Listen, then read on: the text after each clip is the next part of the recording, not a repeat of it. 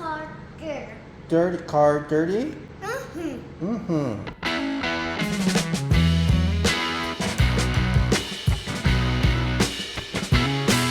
제 차의 인생을 담습니다. 안녕하십니까, 밑돌쇠 인사드립니다. 저는 미국에 사는 본업이 따로 있는 35살 보통 아재입니다. 지역에 도움이 필요한 분들에게 시간을 내어 차량 관리를 도와주고 있습니다.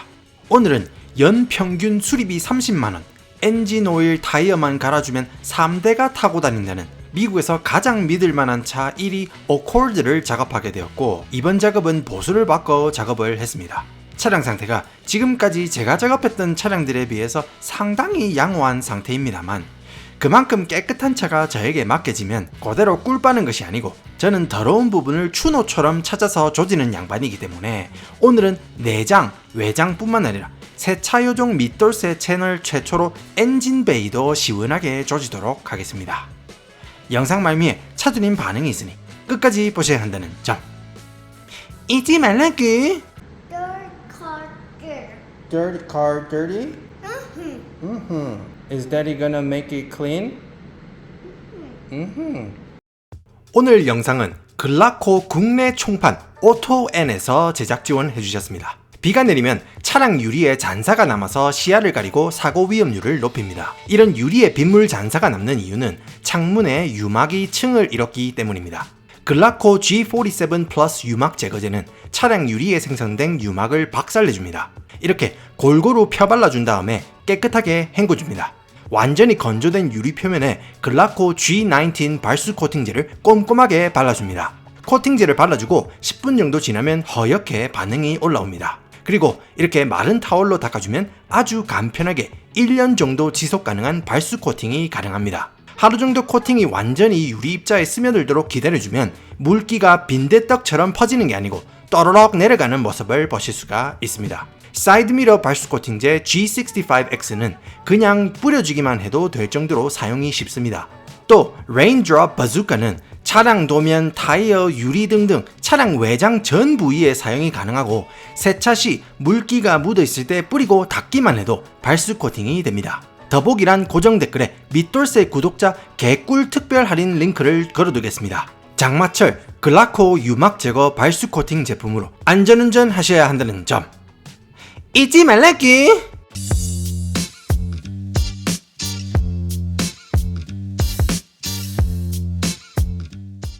오늘 제가 작업하고 있는 차량은 미국인들이 역대 최고로 가장 사랑하는 차량 중 하나, 혼다 어코드인데, 이 혼다 어코드는 어떻게 미국인들이 가장 사랑하는 차가 되었는가를 말씀드리겠습니다. 미국에서 토요타, 혼다 같은 일본 자동차 브랜드 통틀어서 미국 시장 점유율은 50% 가까이 됩니다. 그 말은 밖에 돌아다니면 눈에 보이는 차량들 중 반은 일본 브랜드인 셈입니다. 그만큼 미국에서 일본 자동차는 굉장히 많은 사랑을 받고 있습니다. 어코드는 일본 차가 미국을 정복하는데 아주 큰 지분을 가지고 있습니다. 미국 출시 이후 40년이 넘는 긴 세월 동안 꾸준하게 차량 판매 상위권을 차지하고 있는 베스트셀러입니다.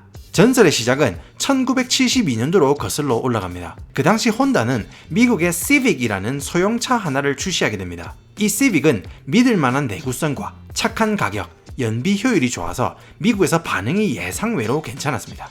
그러나 기존의 무겁고 빠르고 육덕진 차에 익숙했던 미국 소비자들은 티코만한 시빅의 크기가 익숙하지 않았고 비웃는 사람들도 많이 있었습니다. 하드웨어가 큰 미국인들에게 팔려면은 아무래도 조금 더 큰 사이즈의 차가 필요했다고 판단했는지, 혼다는 1976년 시빅의 사이즈를 살짝 더 크게 키워서 어코드를 만들었고, 1년 후 1977년에 문짝이 4개 달린 세단으로 어코드를 처음 선을 보이게 됩니다. 시빅보다 큰 사이즈에 좀 더 고급스러움으로 어필했습니다. 고급스러움이라는 게 딴 게 아니고 뒷 유리에 전동 와이퍼를 받거나 에어컨을 박아놓는 것이었습니다. 요즘이야 이런 기술이 굉장히 보편화되어 있고 당연한 기능이지만, 그 당시 미국 자동차 회사들은 그런 기능을 최상 트림 아니면 안 꼽아줬기 때문에 미국에서 반응이 상당히 좋았습니다. 그리고 70년대 말 오일 쇼크로 인해서 기름값이 금값이 되었습니다.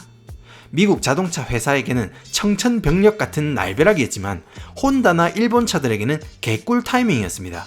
기존의 무겁고 빠르고 육덕진 차, 기름을 퍼먹는 차를 선호하던 미국인들이 이제는 연비가 좋은 차량을 찾게 되었고, 비교적 가볍고 날렵하고 연비 효율이 뛰어난 일본 자동차는 미국인들에게 엄청난 관심을 받기 시작합니다. 보수적인 미국인들도 자의반 타의반 어쩔 수 없이 일본 차를 타게 되었는데, 이거 뭐 고장도 안 나고 연비 효율 좋고 너무 좋은 겁니다. 그때 일본 차 맛을 본 양반들이 자기가 타던 차를 자식에게 물려주고, 또 자식은 또 나중에 아이들한테 물려주고, 이런 식으로 대대손손 일본 차에 대한 인식이 강력하게 박혀있기 때문에 지금까지도 미국에서 강세를 보이는 겁니다. 만약에 오일쇼크 이전에 일본 차가 별 주목을 못 받을 당시에 대충 만들어진 연비만 괜찮은 연비 원툴의 차를 만들었다면은 대를 이어 사랑을 받는 장기적인 선택을 받지 못했을 겁니다. 평소에 공부 열심히 해온 애들은 불시에 선생님이 쪽지 시험 친다 해도 당당하겠고, 공부 안 하고 땡땡이 까는 밑돌새 같은 아들은 쪽지 시험만 친다 하면은 심장이 쫀득쫀득해지는 것 같이 평소에 좋은 제품을 만들어 왔기 때문에 기회가 왔을 때 확실하게 잡고 레전드가 되는 겁니다. 아무튼 혼다 어코드는 오일 쇼크가 터진 그해 20만 대를 팔아치우는 엽기적인 기록을 세웁니다. 불티나게 팔리는 어코드 때문에 혼다는 아예 미국 적진에 팩토리를 건설하고 엄청난 물량을 뽑아냅니다. 그리고 2세대 어코드는 1983년에 미국에서 가장 잘 만든 차 탑10에 처음 선정된 이후로 오랜 세월 동안 가장 잘 만든 차 탑10 최다 선정되는 기염을 토합니다. 이런 혼다 어코드의 성공을 보고 도요타는 1982년에 영혼의 라이벌 캠리를 출시하게 됩니다. 캠리의 역사를 듣고 싶으신 분들은 이 영상을 추천드립니다. 우리가 역사에서 볼 수 있듯이 경쟁은 발전을 가져옵니다. 캠리를 견제하기 위해서 보통 이 혼다 레이싱카에 꼽아놨던 서스펜션을 3세대 어코드에 박아넣는데 성공했고, 어코드는 당시 황홀한 운전 맛을 선사하는 세단으로 누적 판매수 300만 대를 돌파하면서 돈을 치트키 치듯 끌어모읍니다. 그럼에도 최고점은 따로 있었습니다. 1994년에 0.2리터 4실린더 VTEC 엔진을 박는 데 성공하면서 저속 운전할 때는 환상적인 연비 효율을 선사하고, 고속운전 시에는 준수한 퍼포먼스를 한 방에 해결했습니다. 원래 우리 옛날에 스타할 때 물량을 잘 뽑으면 컨트롤이 약하고 컨트롤이 강하면 물량이 약할 법한데, VTEC 엔진은 임요환의 컨트롤과 최연성의 물량을 섞어놓은 이윤열 같은 당시 센세이션한 평가를 받으면서 혼다 자동차 황금기를 강제로 열어버립니다. 그 후에 혼다는 세단에 V6 엔진을 박아버리면서 기름값 아끼기 위해서 타고 다니는 콩만한 자동차에서 경제적인데 힘있고 퍼포먼스가 뛰어난 자동차로 이미지를 완전히 바꿨습니다. 그리고 빠르고 장고장 없고 부품 수급이 굉장히 쉽다는 이점으로 튜닝하기 좋은 차의 이미지가 바뀌기 시작했고, 혼다 시빅과 함께 미국 대표 과학 5호기로 선정됩니다. 이때부터 요란한 튜닝카 진상 오너들을 양산하면서 가장 꼴보기 싫은 차로 선정된 건 아니고, 가장 꼴보기 싫은 운전자들을 양산하는 너무너무 좋은 차로 알려지기 시작합니다. 아무튼 어코드는 해를 거듭하면 거듭할수록 체급을 크게 키워왔고, 지금 제가 작업하고 있는 8세대 어코드가 어코드 역사상 가장 사이즈가 큰 모델입니다.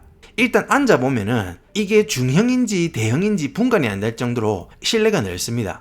이후에 어코드는 타입 R 엔진을 박아놓고 사이즈를 줄이는 등 여러가지 시대정신과 운전자들의 성향에 맞게 어코드를 조리해서 내놓고 있습니다. 이렇게 적진에서 연전연승하는 혼다 어코드가 정작 본진 일본에서는 2023년부로 단종됩니다. 품질 문제나 기술 결함이 문제가 아니라 SUV의 초강세로 인해서 세단을 찾는 사람들이 급격하게 줄고 있고, 일본에서는 세단이 아재들 골프채 수송수단으로 여겨지면서 젊은 구매자들이 점점 크로스오버나 작고 스타일 좋고 경제적인 소형차로 발을 돌렸기 때문입니다. 미국도 예외가 아닙니다. 물론 세단치고는 상당히 선방하고 있지만 전기차의 등장, 라이벌 캠리의 강세와 렌트카 택시기사들의 사랑을 받는 가성비 현대 소나타의 눈부신 성장으로 포지션이 점점 애매해지고 있습니다. 사실 미국의 요즘 젊은 세대 운전자들은 후드 뚜껑 밑에 뭐가 장착되어 있는지 솔직히 관심이 없습니다. 즉 엔진이 뭔지, 트랜스미션은 뭔지, 뭐가 달려있는지 별 관심이 없는 겁니다. 자동차 외관이나 내부가 얼마나 새끈빠끈한지가 관건이기 때문에 이를 잘 파악하고 엔지니어링 완성도보다는 내 외장 디자인을 새끈하게 가져가고 있는 기아의 상당한 지분을 빼앗겼습니다. 전기차 대전환의 시대에 애플과 협력해서 전기차를 만들려는 움직임을 가지고 있지만은 이미 선두주자들과 벌어진 격차를 어떻게 따라잡을지가 굉장히 흥미로울 것 같습니다. 아무튼 이 혼다의 미국 시장 성공 신화는 시사하는 바가 큽니다. 주목받지 못할 때도 묵묵히 열심히 좋은 제품을 만들어야 기회가 왔을 때 잡을 수 있다는 점이 바로 그 점입니다. 이런 역사를 보면 혁신과 품질이 함께 조화를 이루어야 장기적인 성공을 이룬다는 것을 잘 볼 수가 있습니다. 현 시점 미국에서 굉장히 핫한 브랜드가 현대기아입니다. 현대기아는 전기차 시장 전환을 빠르게 가져가면서 좋은 기회를 만들어가고 있고 도전적인 디자인으로 미국 내에서 상당히 인기가 좋습니다. 이 내외장의 멋진 모습만 보고 차를 뽑으면은 뽑을 때는 좋지만은 몇 년 지나서 고장나기 시작하고 주머니에서 슬슬 돈이 빠져나가기 시작하면은 뒷골 땡기면서 술 생각나는 겁니다. 자동차가 생필품인 미국에서는 매일매일 차를 몰고 다니게 되기 때문에 고장 안 나는 놈이 장땡입니다. 미국 시장에서 장기적인 성공을 하려면 자동차는 품질이 생명입니다. 전기차 대전환의 시대. 자동차 시장의 지각 변동이 상당히 요란합니다. 살아남는 놈이 강자인 이 대전환의 시대에 혼다의 다음 수가 어떨지 흥미롭게 지켜보겠습니다.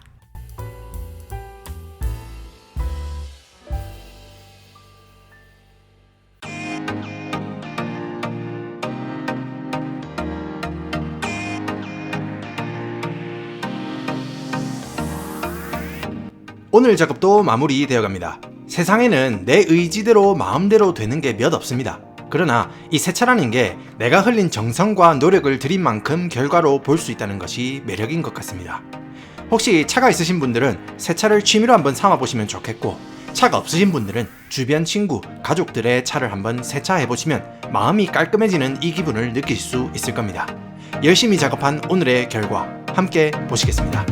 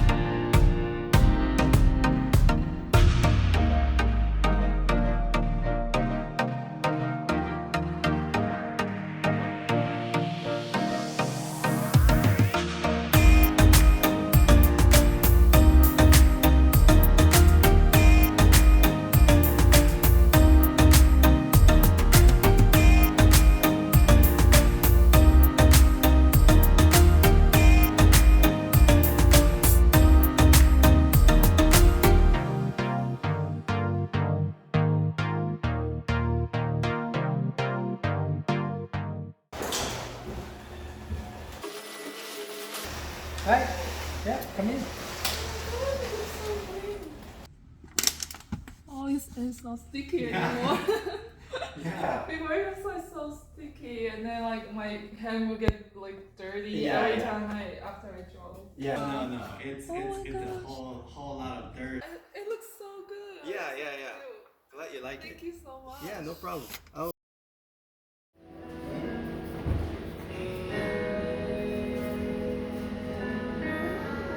Wow. How about this? Wow.